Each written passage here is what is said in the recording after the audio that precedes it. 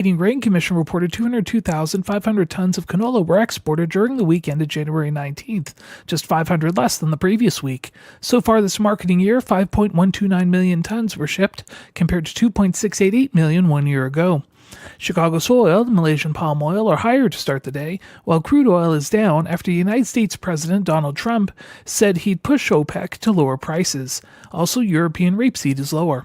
The Canadian dollar is up 0.2 of a U.S. cent compared to Thursday's close. The March canola contract is up $4.90 per ton at $642.30. In the U.S., corn, soybeans, and wheat are all in the red. The U.S. Department of Agriculture reported 2024-25 U.S. corn export sales at 1.661 million tons, at the higher end of trade expectations, to go with 9,200 tons of 2025-26 corn during the week ended January 16th. The U.S. Energy Information Administration reported average ethanol production for the week ended January 17th at 1.099 million barrels per day, down 4,000 from the previous week. Ethanol stocks rose 866,000 barrels at 25.874 million. The Buenos Aires Grain Exchange cut its Argentine corn crop estimate by 1 million tons at 49 million. Meanwhile, Argentina's government will cut the export tax rate for corn and wheat from 12% to 9.5%.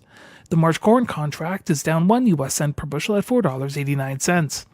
The USDA reported 2024-25 soybean export sales at 1.492 million tons, up noticeably from the previous week, as well as 900 tons of 2025-26 soybeans. For soy meal, 208,700 tons were sold, as well as 2,900 tons of soy oil, for which the latter was below trade expectations. The BAGE cut its Argentine soybean production estimate by 1 million tons at 49.6 million. Starting January 27th, the country will cut its export tax for soybeans from 33% to 26%, as well as from 31% to 24.5% for soy meal and soy oil. The March soybean contract is down 6 U.S. cents per bushel at $10.59. The CGC reported Canadian wheat export shipments for the week ended January 19th at 382,200 tons, down from 611,100 tons the previous week. So far this marketing year, 9.704 million tons were shipped, compared to 9.782 million 1 year ago. 2024-25 U.S. wheat export sales fell short of trade estimates at 164,800 tons during the week ended January 16th.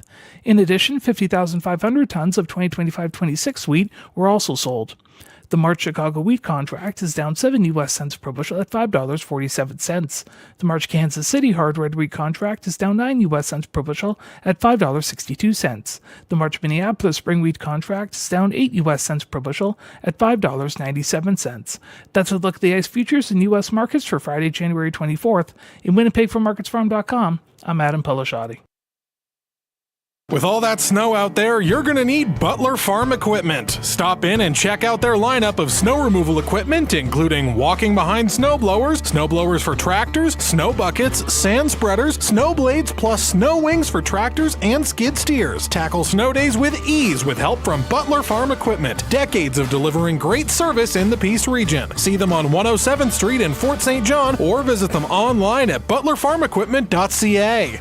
The opinions expressed on this show do not represent those of the station. If you've missed any of the shows, you can follow the podcast at Energeticcity.ca. Welcome to This Week in the Peace, a show dedicated to the people, events, and news of BC's Peace region. Here's your hosts, Dub Craig and Steve Berard. Good morning and welcome to the show. We're going to be talking in a few minutes, I should say, with Tana Milner from the Child Development Center. They've got the 52nd annual talent show coming up in March, so we'll talk all about what that show's all about, how you can get involved, and of course, all about how the Child Development Center operates and what they do. But first, the Canadian Cancer Society is recruiting volunteers for a program to help provide transportation for cancer patients in Dawson Creek called Wheels of Hope. In order to get some more information on the history of the program in other communities and how you can help out, we're speaking today with the volunteer recruitment coordinator for the program, Mark Kahan. Mark, how are you doing today? I'm doing great, Steve. Thank you so much for having me. Of course, always more than happy to have someone on from the Society. So to start, can you tell me just a little bit about yourself and how you came to work with the Canadian Cancer Society? Yeah, you bet. So probably about 9 or 10 years ago, I heard about the Wheels of Hope program. I heard there What they do is they, with the kindness of volunteer drivers, they give the gift of a ride to people with cancer who need help getting to and from their treatment appointments. So my brother-in-law was a volunteer driver, and he told me about this program, and I thought, sounds really great. So I thought I'd start volunteer driving for the program. And, when he first told me about it, I thought, I don't know. I thought I could be dealing with, really sad, depressed people. But, as I'm going to tell you today, I couldn't have been more wrong. The people that I was volunteer driving for lifted my spirits up. And it's really amazing. I'll go into that a bit more. But, that's how I started with the Cancer Society. And, it is such an amazing experience. And, once I got involved, there was an opportunity to come up, as for a volunteer coordinator. And I applied and got that position. And I'm just really proud to be a part of this organization. Awesome. So you mentioned, of course, the Wheels of Hope program is for volunteers to drive people who need cancer treatment to those treatments. Tell me a little bit about sort of the history of that program, how it got started, and why it's now expanding to some more communities like Dawson Creek. Yeah, well, it's been around for, it's been across the country, most of the provinces, probably since around the 1970s, expanding in different areas, where it's needed. I am really happy to tell you today, and I have to mention, thanks to the funding from the BC government, we're able to expand the free Wheels of Hope program to Dawson Creek and the Fort St. John areas, and anyone living within a 1-hour drive of the Dawson Creek Hospital. We're ready to launch this program. We're so thrilled to bring it to this area, to the Peace River region, just to help those in the community that really need the Wheels of Hope. We just need 6 or more volunteers in each area, just to get the program going. But we're also looking for anyone in the smaller communities as well. Again, anyone that's within that 1 hour's drive of the Dawson Creek Hospital, we could use your help. To take on cancer, it takes a society of people. So anyone out there listening, my plea is that if you like to drive, you enjoy chatting with people and have a few weekdays in a month to spare, please consider signing up. I'll mention that we do provide all of our volunteer drivers with a mileage reimbursement or tax receipts, so no one's out of pocket for gas. And, our volunteers are literally making a difference in someone's life right from their own community. It's amazing, really. Absolutely. Yeah, I completely agree. For people who want to help out, maybe they're interested in becoming a volunteer driver. I know you said anyone that lives within a 1-hour drive of the hospital is eligible. What is expected of a volunteer driver? Give me sort of a rundown of what they're going to need to do from week to week. Sure. Well, I can say it really is a great volunteer experience. Again, I started out as a volunteer driver, and I loved that I was making a difference right in my own community. I was really humbled how people are just so grateful for a stranger driving them. I can tell you that the appreciation is really felt. The magic really happens in the drives there and home. The conversations, the kindness, the compassion are all in there. And a lot of times people don't want to talk about cancer. They may want to talk about sports or what's happening in their own community. Mm-hmm. A lot of times they share some of their own history. The volunteers get to meet so many interesting people from all walks of life. It can be very special to both, the people they drive and the volunteer. I just had a volunteer driver just tell me recently that he was dropping off one of his clients after her appointment, and, he's waiting in front just to make sure she got in okay. But she stopped and, walked back to his car window. He rolled it down, and she pointed at him and said, "It's because of people like you, people like me are still alive." And I just thought, wow, what an amazing thing to say to someone. So, again, you're helping people right from your own community and literally making a difference in someone's life while they might be going through, what may be the most difficult or challenging time of their life. Yeah. Yeah, absolutely. So in terms of the sort of the hard details a little bit of doing the job, how often are people who volunteer going to be expected to drive people around? Is there like specific shift hours? Tell me a little bit about just sort of what the day-to-day looks like. Sure. So we're very flexible. So we just need people that have got a few weekdays to spare in a month, 2 or 3 weekdays at the minimum. We do want people to stick with us down the road for at least, 6 months or more. The program does run just Monday to Friday, so no weekends. We follow the Cancer Center hours. Even if they're available half a day a week, would be great. We have lots of snowbirds, lots of summer birds as well. So holidays and time away are no problem. Mm-hmm. We do need people with a valid driver's license, of course, with 3 or less demerits. They do have to operate a 100% smoke-free vehicle. They do have to be willing to go undergo a criminal background check and provide references. Our onboarding experience is fairly extensive, but that's only because, we have to protect these very vulnerable people we're transporting. So we do have to make sure we have the right people behind the wheel. Volunteers, the great thing about it is volunteers choose where and when they're willing to drive. So we respect, whatever they're willing to give us. But we just need, again, 3 or 4 weekdays in a month, and stick with us for 6 months. And we would really appreciate your help. And then we can get this program launched in this area. For sure, absolutely. And you mentioned that drivers get reimbursed? Yes, yeah. We'll reimburse them. We reimburse them 45 cents per kilometer, or if they wish, we can provide them a tax receipt at the end of the year. We'll total all that up and send them a tax receipt. There's no tax on the mileage reimbursement because they're not like a paid volunteer. They're not like a paid driver, like a Skip Business or something like that. There's no tax on it. They're getting that 45 cents per kilometer. But more importantly, we're just wanting to help out the community. Get transportation to the treatment. I do have to tell you about one other program that the Cancer Society is offering to those that need it. Yeah, for sure. We're continuing to look at expanding the Wheels of Hope, to serve those British Columbians that need help getting to their treatment appointments. So we're looking at all different areas where the services really needed the most. But we're also able to increase and expand our travel treatment fund. And the travel treatment fund offers some short-term financial assistance, just to cover those costs of traveling to cancer treatments to eligible applicants. We know that traveling can be very expensive, so this travel treatment fund will help offset some of those expenses. So, people that are listening that, that are going through their cancer journey and they may be needing a ride for Wheels of Hope, please give us a call. And, I'll give you our number right now. It's 1-888-939-3333. Again, that's 1-888-939-3333. And, the travel treatment fund is to help those that are going through their cancer journey.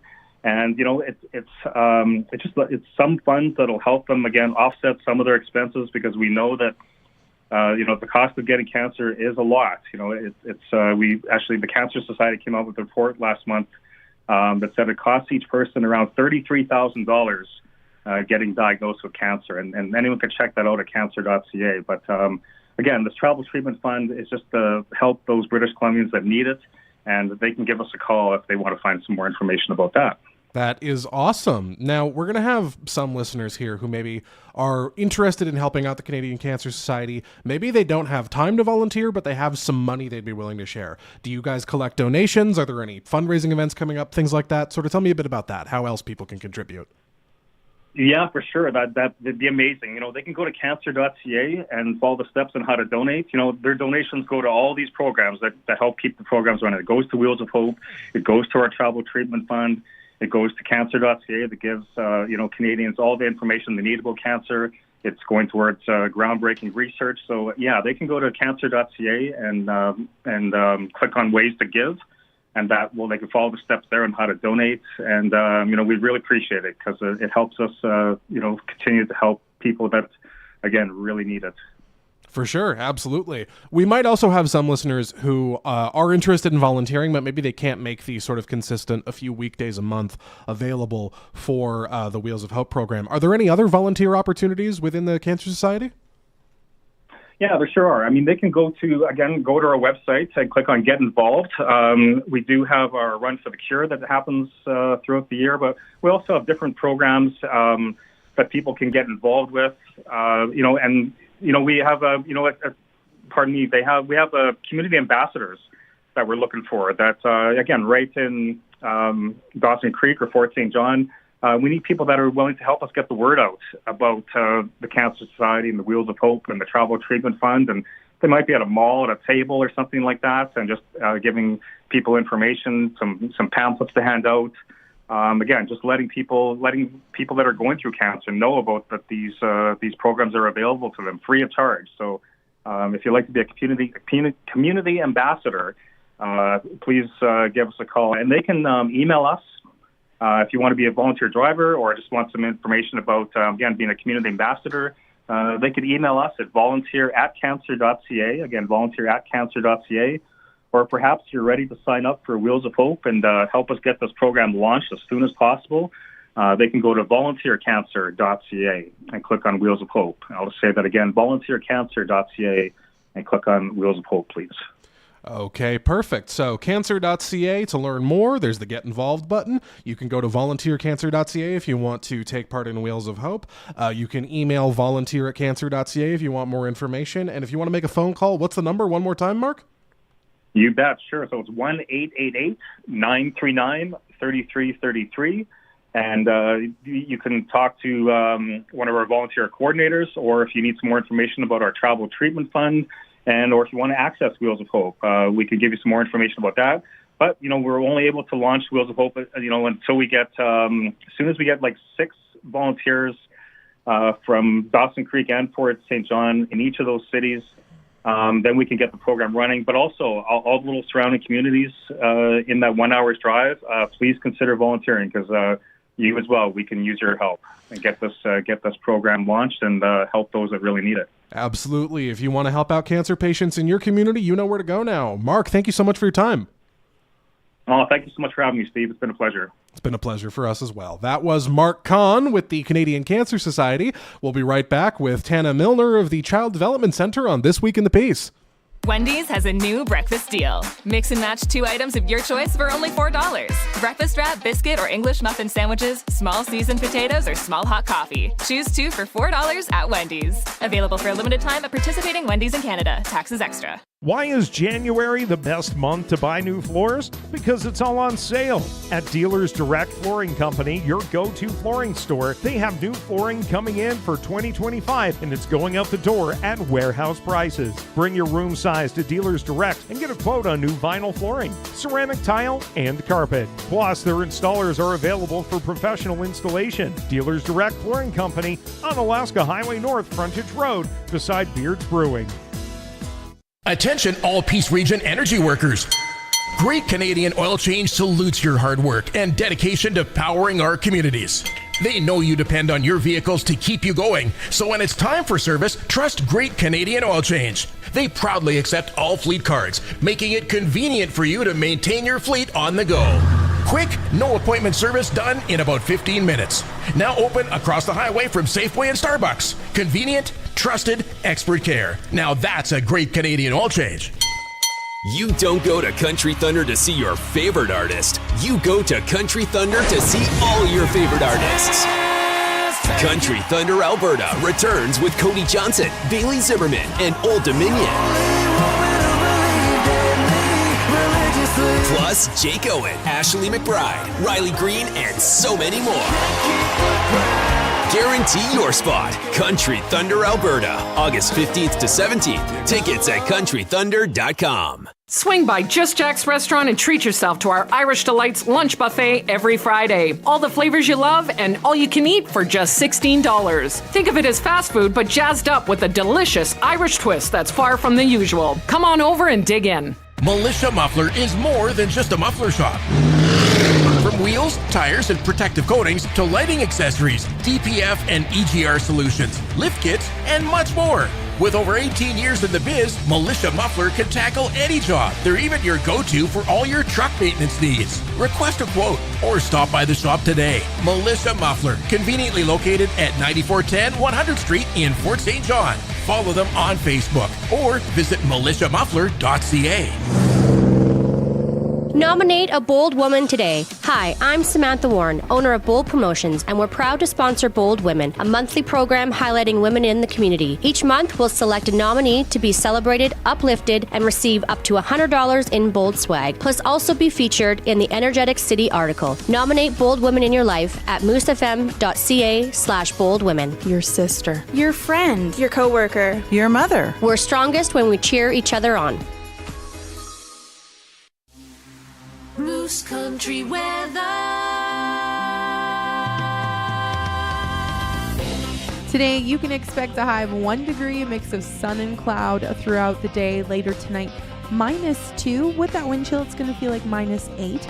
Tomorrow, you're going to see a mix of sun and cloud again, high of 1 degree. Tomorrow night, -4. And on Sunday, the sun is going to be out and a high of 5 degrees.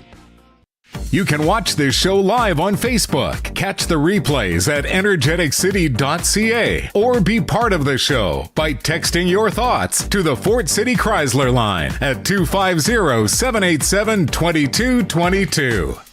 Hello and welcome back to the show. I'm Dub. The Child Development Center's 52nd annual talent show is looking for you to show off your talents on March 7th. To tell us all about it and what the fundraiser is for, and also what the Child Development Center is all about, we're joined now by CDC's Executive Director, Tana Milner, and also Crystal Kalas is joining us as well. I'm sorry, Crystal, I don't have your title in front of me. My apologies.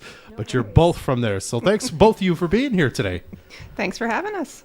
So why don't we start with a bit about the Child Development Center? I think for people who maybe haven't been here long or are newer to Fort St. John, they hear that name, they don't know really what you're about. Yeah, for Tell sure. us a bit about that. Well, our center is kind of a hub for children's services in our community. For kiddos that need a little extra support, we offer early intervention, supported childcare, infant development, an autism program, a lot of families that are seeking extra support for kiddos 0 to 6, and then for respite and life skills from 0 to 19 is where you come. And there's a family drop-in program.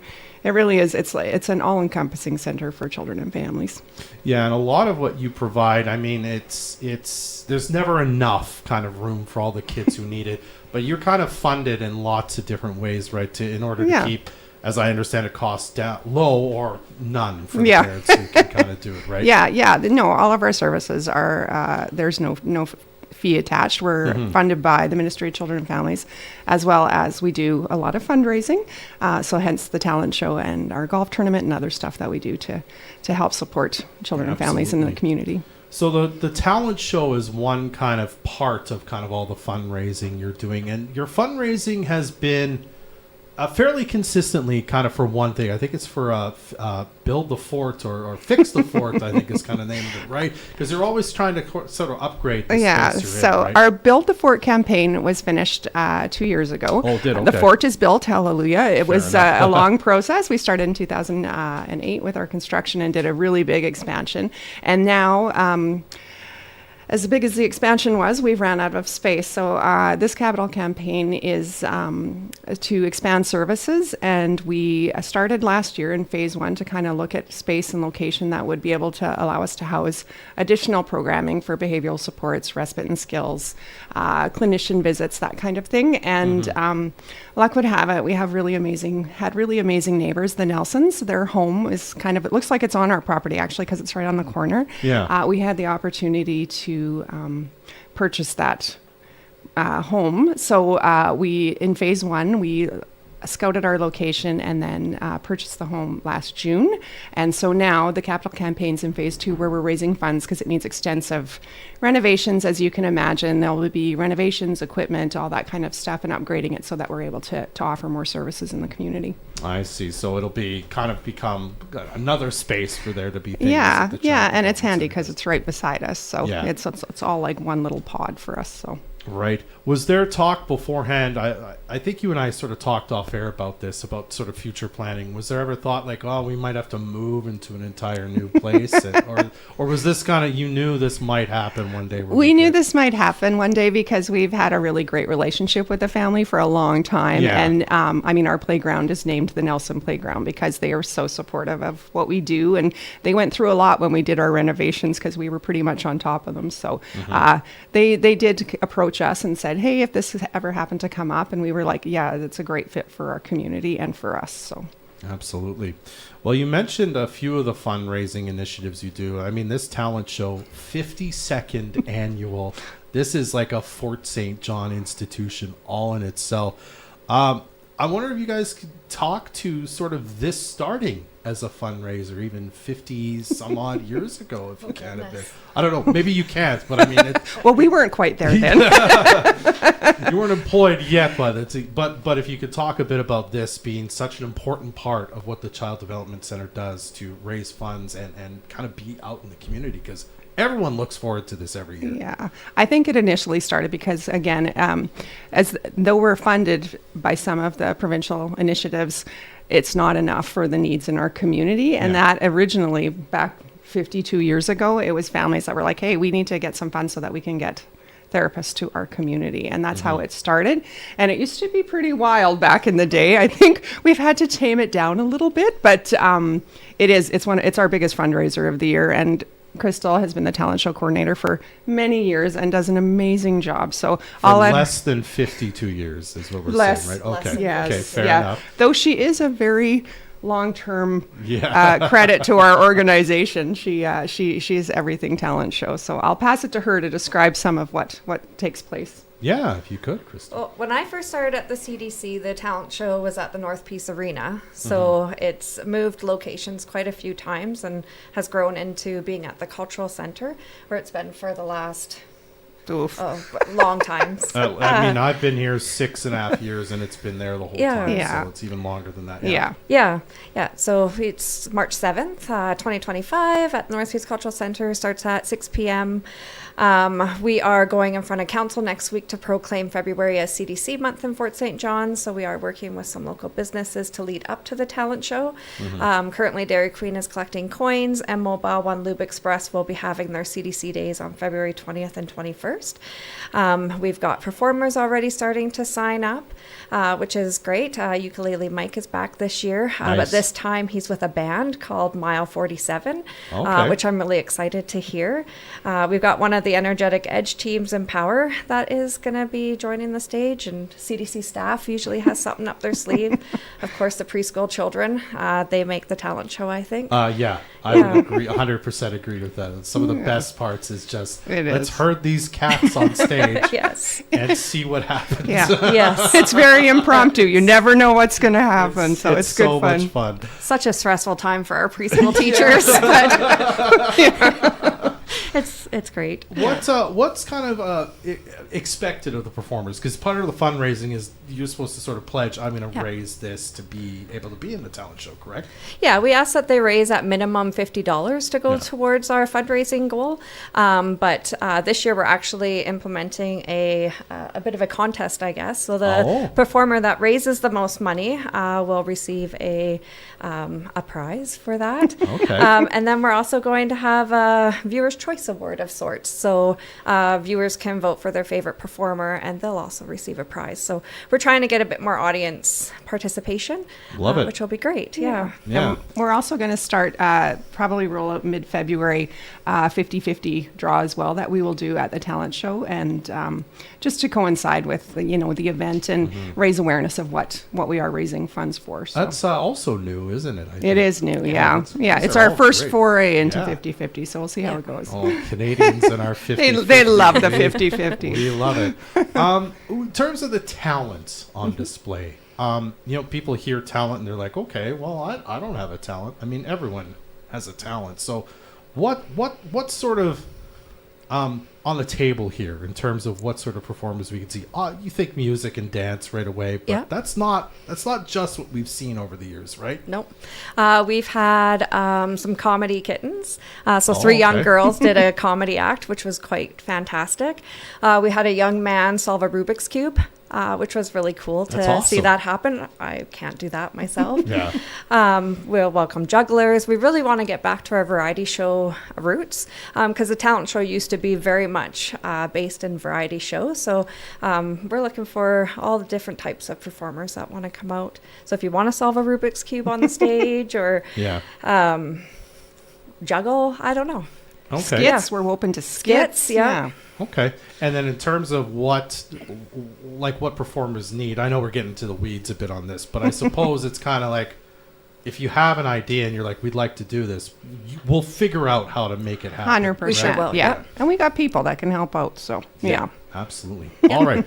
So how do people sign up then to become performers at the talent show / variety show? They can check out our Facebook page. There is a link on there, as well as our website, cdcfsj.ca, or they can email talent@cdcfsj.ca, and I can send them all the info that they need. Awesome. All right. And Tana, if someone's listening here and they're like, I'm not talented, I don't want to be a part of that, but I got some money in my pocket that I could help out with. How can they donate time if that's something? Yeah, for sure. Same thing. They can access the website. But what I would say to you, especially in conjunction with the capital campaign, there's many opportunities of funding streams, what to do there for sponsorship level opportunities. We do have one level that is naming the house itself, and then room naming and that kind of thing. And our community has built our CDC, so we want it to be a part of how the second piece of our organization gets done and completed. So yeah, reach out to myself. You can go on to our website and go to CDC Supports. There's an easy online way to donate. And also come to the talent show. Come and see us, see what we do, or drop into the center. I'm happy to show people what it's all about and where their funds will be going. So absolutely. All right. Well, thank you so much to both of you for being here. Again, the 52nd annual CDC Talent Show happens March 7th at the North Peace Cultural Center. Make sure you sign up to perform today. Thank you both for your time. I really appreciate it. Thanks so much. You're very welcome. All right. Well, that was Tana Milner and Crystal Kalas. Thank you to Mark Kahan for joining us today on This Week in the Piece, and thank you very much for tuning in. You can listen to this show again by checking out the podcast at Energeticcity.ca/podcasts. We'll store this and future episodes of the show there as we make them. Also, check out our other locally produced podcasts, Before the Peace and Secrets of the North as well. That's our show. I'm Steve Berard. And I'm Dub Craig. Be well. Join us again next Friday morning at 10 for another edition of This Week in the Peace, your weekly talk show dedicated to the people, events, and news of BC's Peace Region. Or you can listen to this podcast again at Energeticcity.ca.